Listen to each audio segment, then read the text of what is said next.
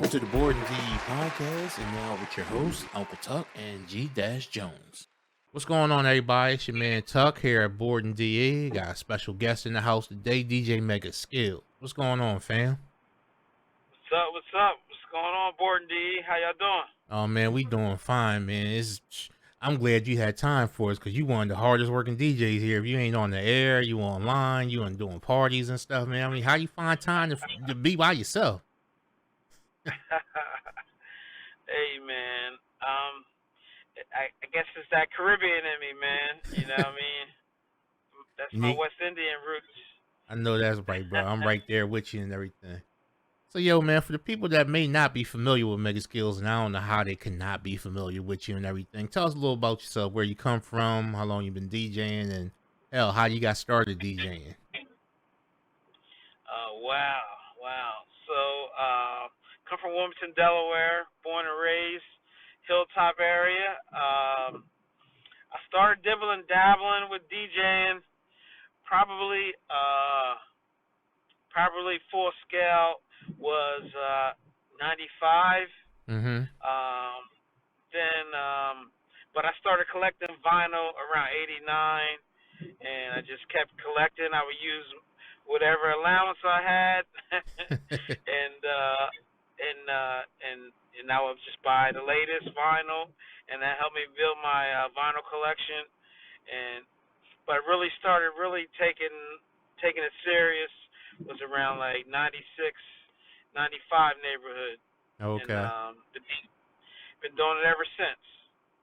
Yeah, so you one of the veterans. You remember the whole feeling of going to the record store and spending hours in there, going through the aisle after aisle, and if you was cool with the record store owner, they probably let you crack a record open, play it before you buy it and stuff like that. You remember that nostalgia, don't you? Yeah. Also, a lot of people don't know, man. I was around the beginning of the record pool era, so what I would see is the big name DJs have their lockers, and you would just, one day like dreaming about, hey, maybe my name would be up there getting a locker. Like I was part of DJ Rand's record pool back in the 90s. Okay. And I would go up to Club Gotham and pick up my vinyl, right? And it would be Bismarcky would have a locker. R.I.P. to Bismarcky. Kid Capri would have a locker. Funk Flex would have like a space in there. Cosmic Kev, of course, Doc B, all the big name DJs. But I was like, one day, hopefully my name will be up on there, with my locker up there with my all the hottest records. So yeah, I remember those days. Wow, you hit the record pool and stuff, man. So you definitely been in the game for a hot minute. Back when you actually had to build your bones, you just couldn't go take a tax return and get some CDJs or a controller and stuff and just call yourself a DJ. You had to know how to read the crowd, work the crowd, and you had to be able to know how to select your records because you come from the crate carrying days, where you had to carry crates and everything. Pack up the van. You come back from back then every big name DJ needed a crew. He needed like a production crew, what we would call now, but back then I guess it was a team. So you would have to most big name DJs, whoever was the top at the time, would probably have 5 people working for him. Was a record carrier, speaker carrier. Then you graduated, you were the record passer. Yeah. So eventually I started with the speakers, and then I was able to become the record carrier. And man, it was just an honor to me just to carry some of these big name DJs records, Ron G, all these big time DJs would come to Delaware or Del State or wherever the hottest party was, and if you got there early enough, like 2 hours before the party, they needed help. So, you know what I mean? I was 17 at the time. This this was a learning opportunity for me. So, Oh, you was putting and in that then work. yeah. You name it. You name it. I was trying to help them. You name it. You name it, DJ. I was trying to help them, and eventually that helped me get on. When they would need somebody to warm up, Mm-hmm. even if I was trash back in the day, bro. So it was just it was just an honor, man. Hey man, we all had to start from somewhere and everything, but you definitely came up in the era where you had to pay your dues, because I remember the time that I was DJing back in the late 80s, early 90s. It was easy to get a crew together to help you load up the van, unload the van, get the party set up. But at the end of the party, man, you always was down a couple because they done found some girls or got too much Hennessy in the system and stuff. So it was like, oh man. And I don't know about you, man. Yeah. I used to hate doing them parties where you had to lug them speakers up some steps, boy. I hated that. Cause I didn't have no hand truck or nothing like that. So it was like two of us, one at the top, one at the bottom and stuff.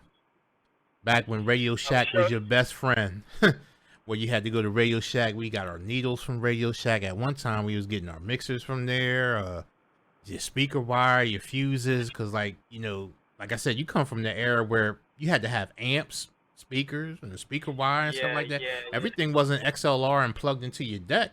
It was unheard of plugging into your deck. But now, I tell you, man, like I said, I picked up some gear just to get back on and fool around. I'm definitely not going to do no parties or anything like that, but I got mad love and respect for you guys because the technology, like I said, I stopped DJing in 92. I still kept my Wow. records and my gear and everything like that. I just stopped DJing because I started doing more photography and more video editing. So coming back into the game and seeing how everything is so digital, I respect you guys that could still move a crowd, do things. Cause a lot of people just get up there and just play the hits. I'm like, shit, I can do that on Spotify, or Apple Music to do that. But you guys that know how to read the crowd, to take us down memory lane. You implement remixes, whether you did it yourself or somebody hooked up a remix for you. You guys are the true heroes, man, of the dance floor and everything. Like we couldn't party without you brothers, man. So I appreciate you. Well, I just, like I said, man, I would try to go to the party or the event like 2 to 3 hours early, so I get there, I carry records, and just so I can sit there and learn all these different techniques that you're mentioning now, like how to Mm-hmm. blend, how to do my own remixes with the acapella, you know what I Right. mean? What records to play, to put the cue points, put the little dots on the vinyl. Now, So now, yeah, I remember those days, man. I now, used were to. Who were knows? you It was. were you ever one of the DJs that used to hide the labels? You got that hot remix or something like that, and you didn't want because you always got DJ come up on your turntables, want to look and see what you're playing. I used to have a friend, man. He used to white out all his labels and stuff. Like he was dead stingy with it. nah, man. But what I did was, sometimes if you were like see, my whole day would start out like this. Like if it was a Friday before I had a show, like I would start down like in Dover Mm-hmm. because it was like a record shop in Blue Hen Mall. It was a little like hippie white lady, but she had like all the hottest records and nobody would hit it. I would go down to Dover and then make my way up. That would be my day, starting probably at 10 o'clock. Mm. Work my way from Dover and then go hit up Scooters, the Music Library, and then go to Philly, and then eventually like Armand's, and Mm-hmm. then eventually pick up my records from the record pool from DJ Rand's pool. But you would have to hit all those spots just to get those records, man. And Mm. you know, you know. And these cats don't know nothing sometimes. about it because all they doing is downloading now. They Yeah, downloading. yeah, yeah. I mean, cause I see a See, couple of what I record pools went digital, but for the most part, a lot of these cats is pirating their MP3s, and being an audio guy myself, I can tell when somebody's using a low bit rate MP3. It's like no dynamic range, just sound real flat, but they figure they could turn the volume up and it'd be all as well. But yeah, it's technology is good for those that understand it, study and respect it. It's just horrible for those that just want to get in and try to make a fast buck and everything. And speaking of which, how do you feel about that? Like, you got these new cats that's coming in that didn't work and didn't build their bones or anything like that, and they're dumbing down the rates. You know what I mean? Like, you may yeah, yeah. charge 175 $200 an hour. This cat's coming here talking about I'll do the whole party for 50 or $100 and stuff. And people sometimes forget that you get what you pay for. So you pay a $50 DJ. Don't come crying to me when he doesn't show up or he doesn't have his gear, because now yesterday's price ain't today's price. Quote Fat Joe. Absolutely, absolutely. I kind of have mixed feelings about it. I feel like I said, when I started in '95, before I started, it took me almost about 2000 before I started headlining my own parties. Mm-hmm. You know what I mean? So you had to have that learning curve, because people back then, that's what I really respect back then. You just couldn't do the lowest bidder couldn't get the party back then. It was all Mm-hmm. about your name and your recognition. So I mean, in a way, you can't knock a younger DJ Right. for trying to get his stuff out there. I mean, some of the best, some of the best gigs I ever got were just saying, you know what, it could be a great opportunity for me. I want to be the resident DJ here. Mm-hmm. Just let me rock out. I tell you what, tonight is on the house. You know what I mean? So Mm-hmm. I understand the game when they trying to get in the door, but if it's I just don't like if it's like you already know what the budget is. They have a budget, and you just like, all right, if the budget's 1,000, just give me 200. I just don't like Wow. that type of stuff, or you know what I mean, that type of thing. Sometimes, believe it or not, it may not be the promote. It could be the promoter. Mm. It could be the promoter. It could be the client that says, this person MegaSkills charged me that. If you can do it for 200, so a lot of times it's a two-way street. Sometimes it's the promoter. Mm-hmm. It could be the client that's trying to save a couple dollars, because nowadays they think we all play the same music, and it's not the case. Right. It's not the case. Sometimes a more seasoned veteran will know how to rock the crowd. If they get a little too rowdy, switch up the scene, throw R&B track, so there won't be a fight. You know what I mean? It's not Mm-hmm. all turn up for yeah. A seasoned vet knows how to sprinkle in some recurring hits. So the dance floor may not be that packed, but you know how to help the bar make money. Mm-hmm. It's like a two-way street. Right. I do feel like technology has helped in a lot of ways too. 'Cause I Definitely used help to your hate back because you DJing. ain't got to carry that much gear. Yeah, I used to hate DJing weddings. Mm. When I was on a come up, I used to hate DJ weddings because you had to carry like 30 records. That's why I was trying to show you my hands. I got Mm-hmm. permanent calluses in my hands now Mm. from carrying those crates. Like Mm. I don't know if you remember, one of the hottest nightclubs in Philly was Palmer's nightclub, Mm-hmm. and I that was remember. one of my first. That was one of my first residencies, and I was on the third floor. Mm. So to me, that I had to think of creative ways to just bring maybe 3 or 4 crates of records to rock that party, and they would open probably from 10 to 3:30 in the Mm-hmm. morning. Yeah, I So remember I had Palmer's. to, like little things like that. I had to think of creative ways to use the pack like my crates. So with 4 crates, I only have 4 crates to rock the party for that long. You know what I mean? With Mm. just those 4 crates. Because I was like, man, I can't carry the whole shebang up those 3 flights of stairs, man. Yeah, you be too exhausted to do the damn party. Shit. Yeah, yeah. Dang. Now, did you? However, I'm sorry. Yeah, did you ever incorporate I, MC with your sets, or you kind of handle both duties?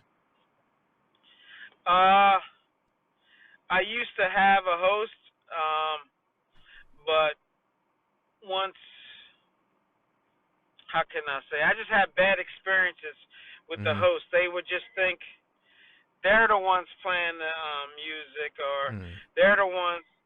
My thing with the host was they would be the ones, like, say for example, the party starts at 9 o'clock. Mm-hmm. That means you probably got to get there an hour before to set up. Right. You know what I mean? Like, but these jokers would get to the event like 10 o'clock. You know what I mean? What's the point? And then expect to get paid their full amount. So it's like you can host, but you're not on the radio or something like that. So how can you be like, I want 250 to host Mm. or 300 to host, and you know what I mean? Yo, crazy, So crazy. that I just had bad experiences with hosts, so I started doing it myself. Just kept practicing until I got comfortable on the mic, and I feel like that's my biggest weakness is MCing. But I'm getting better, man, day by day. Oh shoot, I know you representing the mix, so when your MC skills catch up to your satisfaction, shit, it's only gonna make us more happier on the floor and everything. So yeah, bro, I'm riding with you on that. But have you ever? I mean, actually, not have you ever? What was one of your worst experiences as a DJ? Like to the point you were like, yo, I'll never take another gig like this ever again. Oh man, it was a lot. I felt like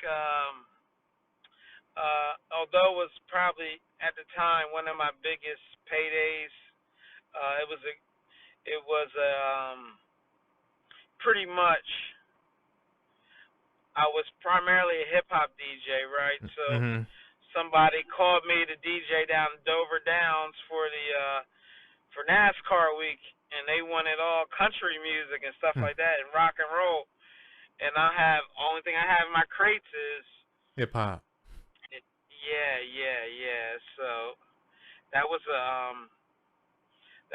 learning experience for me. So I would like I would try nowadays learning from that experience. I would just try to ask the client or the promoter, like, what's the crowd going to be like? What are some songs that you think the crowd would want to hear? What records I should have? Mm-hmm. So I just don't want to show up and just be playing all the music that nobody wants to hear. Right. Especially at NASCAR, because they love their cars and they love their country music. Yeah, yeah. So I didn't have no country music at all. Mm. So they just weren't happy with me, and they never used me again. I see why. So besides Yeah, that's that, how do you maintain a work-life balance? Because I know you probably have like a regular 9 to 5 or something like that occupies at least 40 hours your week, and then you have the family, the growing family, and now you got the DJ and stuff. Like, how do you balance all of that? I try to just, you know, when it's family time, it's family time. If if you, if I don't have anything scheduled prior to it, and Mm-hmm. somebody calls the last minute, just tell them you're not available, man, because that quality time, family time, is very important. Sometimes, sometimes my wife needs me to help home with the kids. You know what I mean? So, Mm-hmm. um, to me, that's the biggest thing. When you don't have time, try not to like when it's family time. Try not to do anything DJ related. Mm-hmm. Try not to be on your phone, cause you know how it is. You get that, you know, that email or something like that. The first response sometimes gets the gig, so you just gotta, be like, hey, it's all about the wifey tonight. You know what I Okay. mean? It's all about the family tonight. So that's some of the things I try to do. Um, like if I'm off, like on Tuesday Mm-hmm. or Wednesday, try not to do anything DJ related. Try to do something special or with the fam. Or when you're home, just make sure you're home, Right. not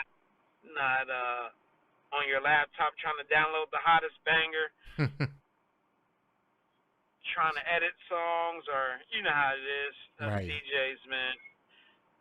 It's a never That, ending that job, but you gotta know how to hit that pause yeah, button and focus on other things and everything. yeah. And speaking of your wife, has she ever gone to an event with you, like you DJing a certain event, and she's like, you know what, can I hang out with you and everything? Have you taken her to events, or you just totally keep that separate? Uh, before we had kids, yeah. Hmm. But somebody has to take care of the kids, you know. So, Mm-hmm. yeah, that's how I met my wife. Actually, Really? pretty much, I was DJing her parents. I believe her parents' 50th anniversary Hmm. party. Yeah.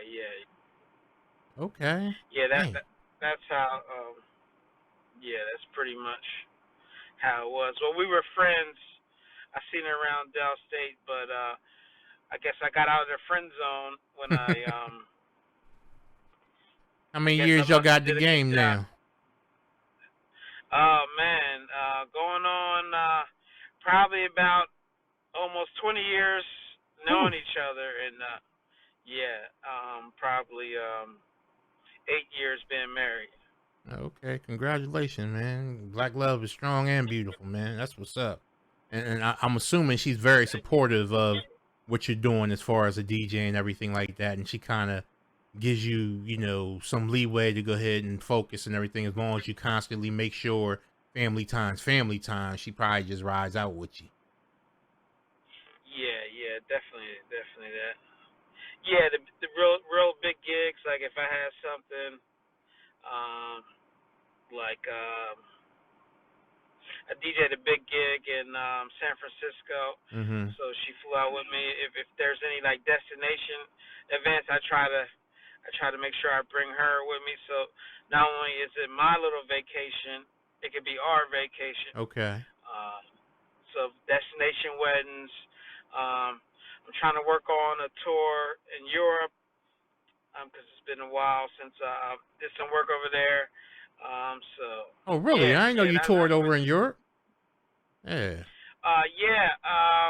A lot of people don't know this, man, because I kind of do a lot of stuff under the radar. I used to work for a hip hop station in Frankfurt, Germany, um, and they kind of used me for the American Voice because I think that's probably one of the biggest bases abroad in Frankfurt.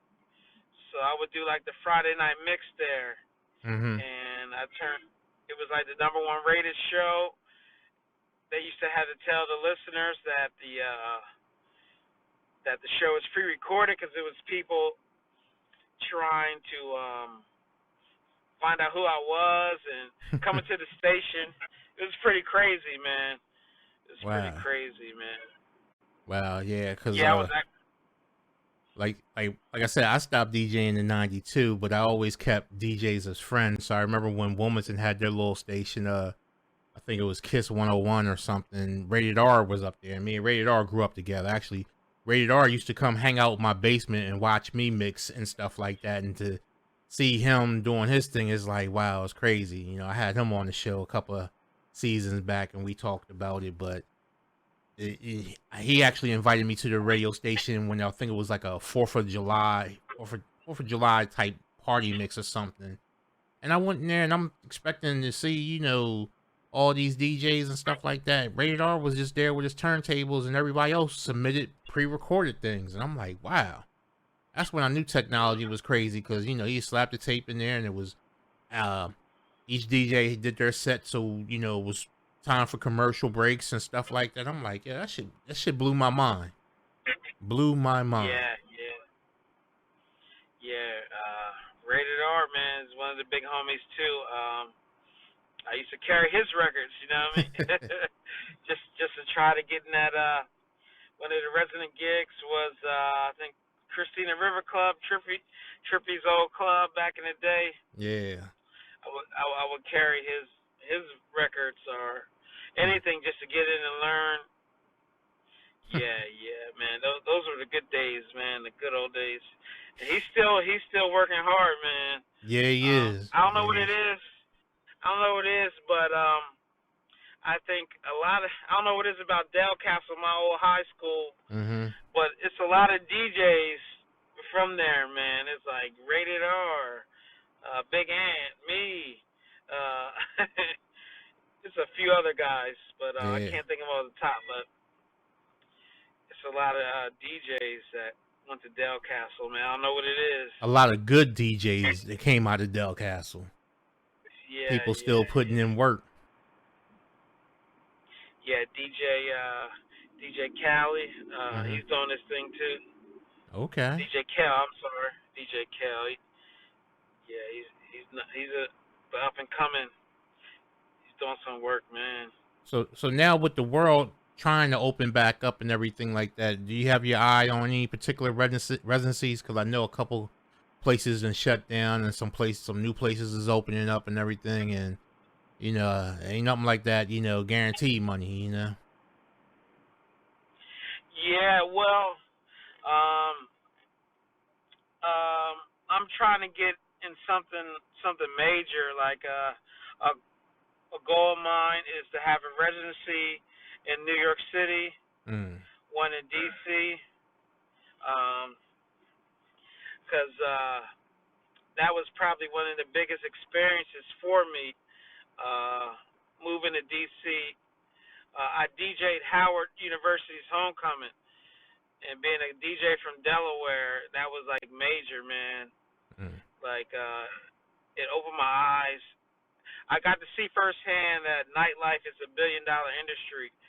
So I would like to have a residency in DC and one in New York. I've done all the Philly clubs and things like that. I just would like to have, because being in those places, I feel like you get so many opportunities, not just being a resident DJ at the club, because you never know who somebody is. Right. That's the one thing I learned. You never know who somebody might be. You never know. It could be like you could be DJing a party, and it could be a big record exec's son in there, and he's feeling your style, and he'd be like, "Hey, I want you to come DJ this." And that dude could be L.A. Reid's son or somebody like that, and they fly you down to Miami to do stuff for him or something. Now, what's the furthest? What's the furthest you traveled as a DJ?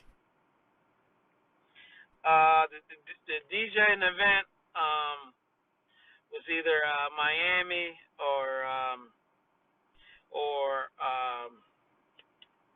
I've done some events in the Bay. Okay. So yeah.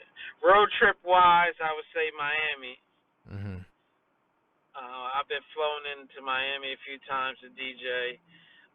But California, it just felt good to be that my reach from little old Delaware, somebody flew me out to San Francisco to DJ out there. Um, yeah, and of course working in Frankfurt, Germany on a radio Okay. for a station out there called Party Radio FM. I believe it was 107.5 out there.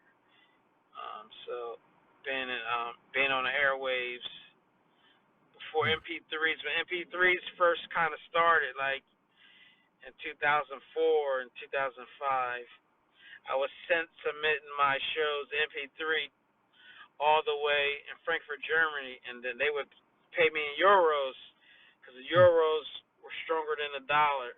They still are. Yeah, yeah. So But yeah, that's not. I'm sorry. oh, my fault. Nah, cause I know it's a slight lag and everything, so it kind of catches us and stuff. But I wanted to ask, how did you manage through the pandemic? Well, I know a lot of DJs, a lot of people lost a lot of revenue when that shit hit us in March 2020. Yeah, I'm kind of still recovering from it. The pandemic hurt me bad, man. Because 2020, I was on pace to have my busiest wedding season ever. I was supposed to do like 20 weddings, and that was probably 20 to 25 weddings already booked, and all of them got canceled. So what I did was kind of reinvented myself, did Mm-hmm. a lot of streaming. Some of those events that people hired me for, we started doing virtual. Okay. Um, I started getting some paper for actually some paid mix show gigs for some stations. So that's how I kind of did it, man. By the grace of God, man. I think my business shifted to Maryland. I felt like Maryland had their they didn't have strict shutdowns like most Mm-hmm. of the other states did, like we did in Pennsylvania. So basically, when Delaware was shut down, PA, some of the club owners in Maryland, just across the line, in Elkton, Maryland, started calling me for gigs. So Okay. it seemed like I only had maybe a 2 month stoppage. So maybe from March to May, that's when I kind of shifted to Mm-hmm. online stuff and virtual. And then things started opening up in Maryland, where I would DJ at different clubs in Maryland, maybe 3 nights a week. Wow, that's what's up. That's because I know the Yeah, pandemic yeah. was hard on a lot of people, especially being crushed with, wedding season being pretty much canceled all of 2020. I know you just sit back and be like, yo, man, you can't, Yeah, I had to. that revenue is gone, bro. That's wow.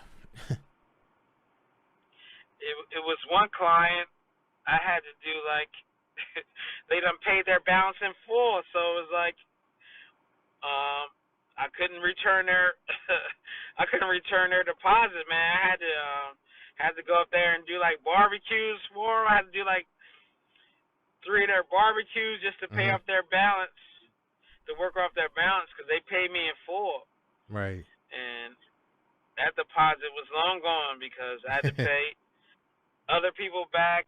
So Right. But you at know least what I you mean? made good with them, though. Yeah, yeah. I was trying to do what I could to make ends meet. A lot of things were I would just try to work with people, man.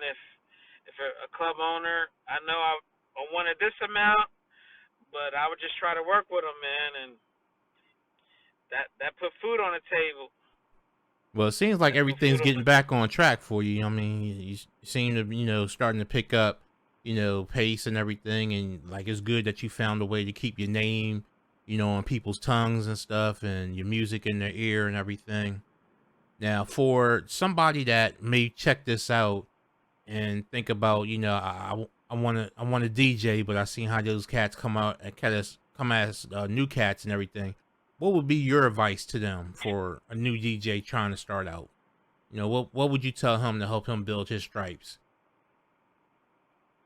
Well, I would say first of all, figure out a like DJ or somebody that you're really feeling and try to mirror that. Like Mm. if you want to be, if you want one of the younger DJs that used to work with me was DJ Brand. So Okay. a lot of them want to mirror him. I would say listen to some of the stuff he does and try to make your own lane. Um, Definitely doing custom remixes and things like that. Something to make you different from anybody else. I would try to focus on that because that can help you get bigger than Joe Schmo who just started DJing. If you come up with your own lane, uh, your own remixes, your own music, that could probably take you further. Mm-hmm. Um, with somebody like me who I feel like going to Dell State, going to college, even though I'm from Wilmington and I just went to Dover, Mm-hmm. that opened my eyes to a lot of things. I didn't know about DC Go Go. I Hmm. didn't know about Baltimore Club. You know what I mean? Oh, you got So them that helped. lessons real fast down there at Dell State, then. Yeah, that helped. That helped me, appreciate other styles of music besides hip hop and reggae. Hmm. Cool. That's So what's that up, that, that man. would be my advice. Try to try to figure a way to make your own lane. Try to do something that no one else is doing. Yeah, because right now is a great time for it because you, we all have so much at our disposal as far as technology is concerned and stuff. Like, you can pick up, you know, uh, a low cost DAW, and just start building remixes based off instrumentals, or you can get a little drum machine. Like, everything's so much affordable now. Because I know when I got started, 1200s was like $4.99, but even though now 1200s, if you could find a legit one, it's about 12 or $1,300 now. I wouldn't be buying no turntable now, but Yeah, yeah, technology's out there. If somebody really has it in their heart to do it, they could sit and do all sorts of creative things and exclusive remixes and stuff. And heck, if you get, kind of like stone block, you can't think of nothing and everything, you can hop on SoundCloud and hear some creative shit out there and get your creative juices going. So that's definitely some good advice to do your own mixes, because like I said, the technology's there. Like, really, you to set yourself apart, all you gotta do is do a couple hot remixes. Like, a hot song come out, everybody's playing the hot song. If you remix that hot song, you're playing the same hot song that everybody's playing, but you're playing a remix of it that nobody had. You can set yourself worlds apart, man. So I definitely feel you on that. Definitely. And if you love music, yeah, really sitting there and trying to put something together in your head won't be that hard. You just gotta learn the technique, gotta learn the tools and everything. Once you learn the tools, man, you could just open up the whole thing. And hell, you could probably even start, remixing stuff for other people. I know you can't sell a remix, but somebody can pay you to do a remix. You know, it's just, you just won't be able to sell the rights and everything for it. So yeah, yeah. that's my Like I thoughts say, on it. the sky's the limit is where you can go. Like I said, I know some DJs who are millionaires, and all they do is weddings. Hmm. And I know some DJs who are millionaires, and they all they do is nightclubs. You know what I mean? It's no right way or wrong way. It's just a lot of times it's just who your clientele is, and Mm-hmm. sometimes it's not It's not what you're doing. It's who you're DJing for. Right. So I feel like if you got the right clientele, um, like what's my man named DJ Cassidy? I heard he gets like 50 grand a night to DJ. You know what I mean? Hey. But he has that clientele. Like he does the stuff that like somebody like me would do, but he does it for like Beyonce and Jay. Like he'll do Beyonce and Jay's wedding, Mm-hmm. or he'll DJ for the Obamas. So whatever your lane wants to, whatever you want your lane to be, or like somebody like D Nice, Yeah. you know, he doesn't DJ quote unquote nightclubs, but he'll DJ maybe the Rock Nation brunch or something like Mm-hmm. that, or he'll DJ the Oscars or something like that. So who Like knows how much he's getting? right, like you said, the sky is the limit. Before we roll out, man, I need you to tell people how they can find you and everything. You know how they can book your services and everything like that. So, you know, if you don't mind, go ahead and take a moment and tell us how to find, you know, MegaSkills and stuff. Because I know I got your name and everything up on the screen. This is for the video, but you know, the actual podcast that goes out on Pandora, Spotify, iHeart, and Apple, they Wow. won't see the video. So, I just need you to drop your math and everything, bruh. Pretty much, man. If you need to get at me on pretty much mostly all social media, is everything is at DJ MegaSkills.